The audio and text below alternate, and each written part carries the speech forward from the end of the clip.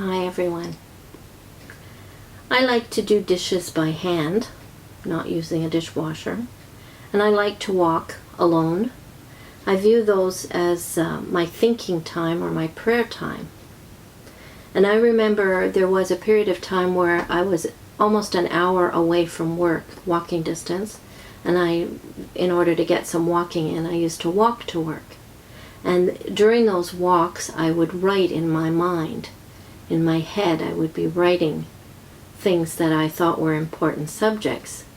And they were always brilliant, always articulate and well laid out, until I sat down and tried to write them.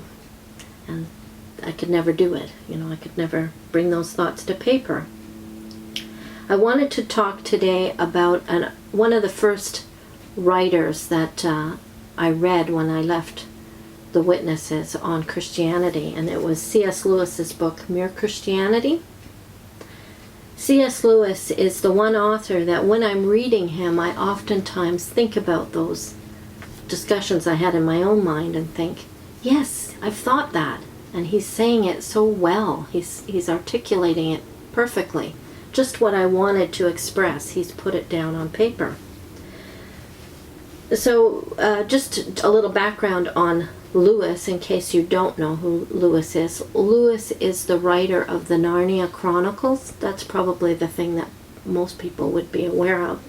The Lion, the Witch, and the Wardrobe, those stories. He wrote those.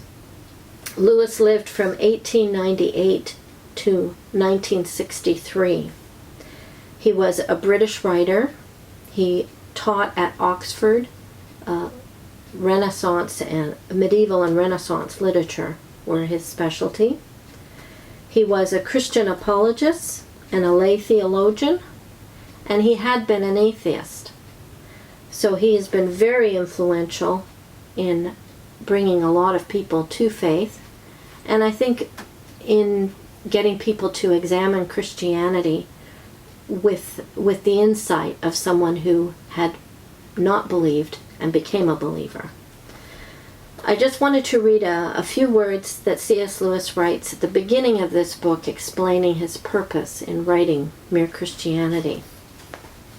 He states, "The reader should be warned that I offer no help to anyone who is hesitating between two Christian denominations. You will not learn from me whether you ought to become an Anglican, a Methodist, a Presbyterian, or a Roman Catholic. This omission is intentional. Even in the list I have just given, the order is alphabetical. There is no mystery about my own position. I am a very ordinary layman of the Church of England, not especially high, not especially low, not especially anything else. But in this book, I am not trying to convert anyone to my own position.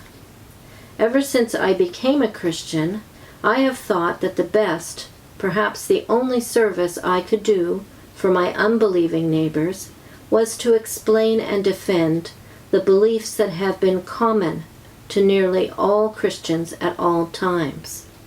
I had more than one reason for thinking this.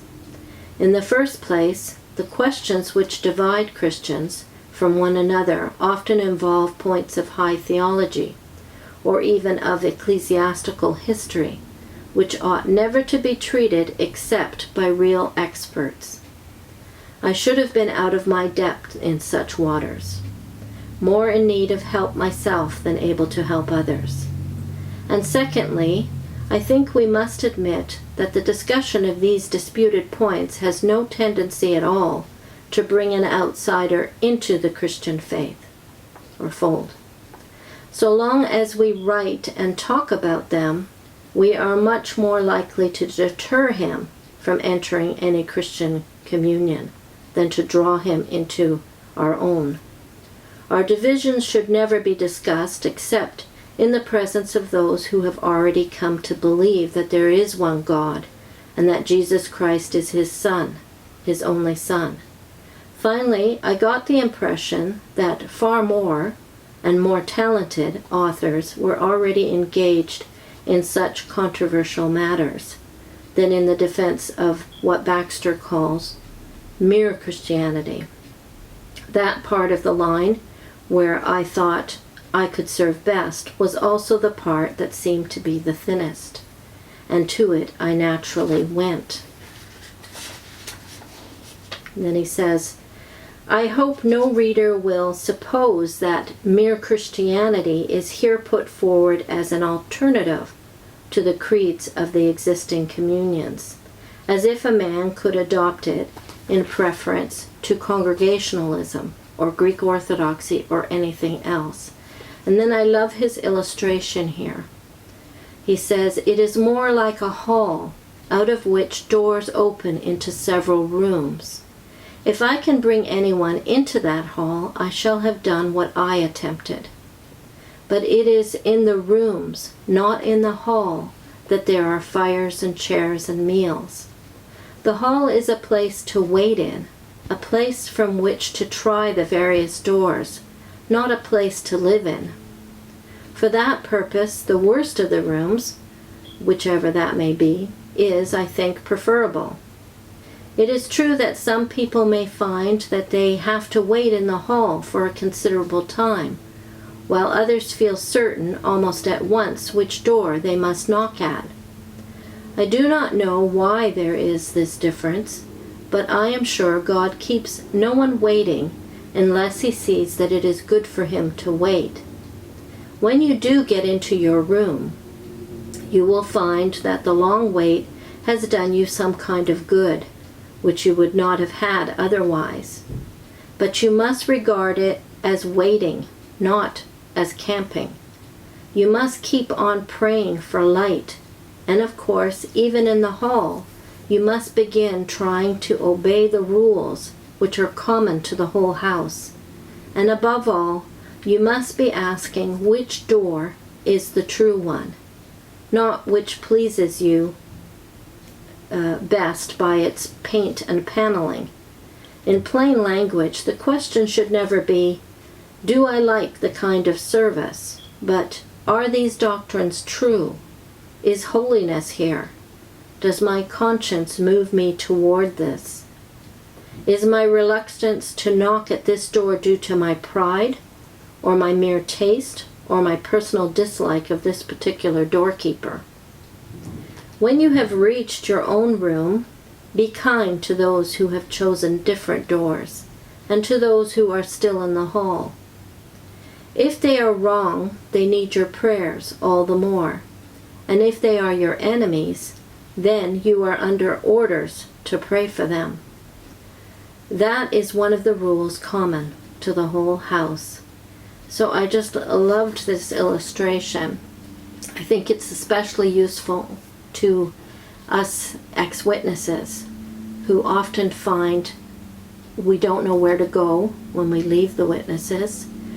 We're very paranoid and suspicious of all the doors, all the different denominations. So I think we need to realize that our perceptions of Christianity came from the Watchtower. Our conceptions or misconceptions, I would say, and misunderstandings of what Christians really believe have to come from a different source. You have to investigate it outside of Watchtower thinking.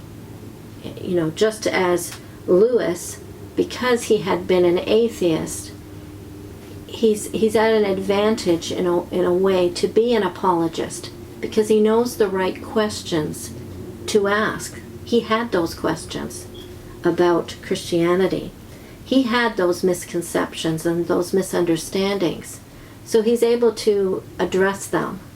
One of the other benefits of reading Lewis is I believe he's a kind of sweet apologist, I would say, and certainly a humorous apologist, in that he tells us things with a spoonful of sugar so that the medicine can go down better. Just that kind of softens the blow for us, especially for us ex-witnesses who have a hard time approaching even the idea that anyone else could be right. I'm going to link to this video the start of a series we've done on Revelation, the 7 churches. Which one would you attend? I thought it tied in well with the different doors that we might have to go in.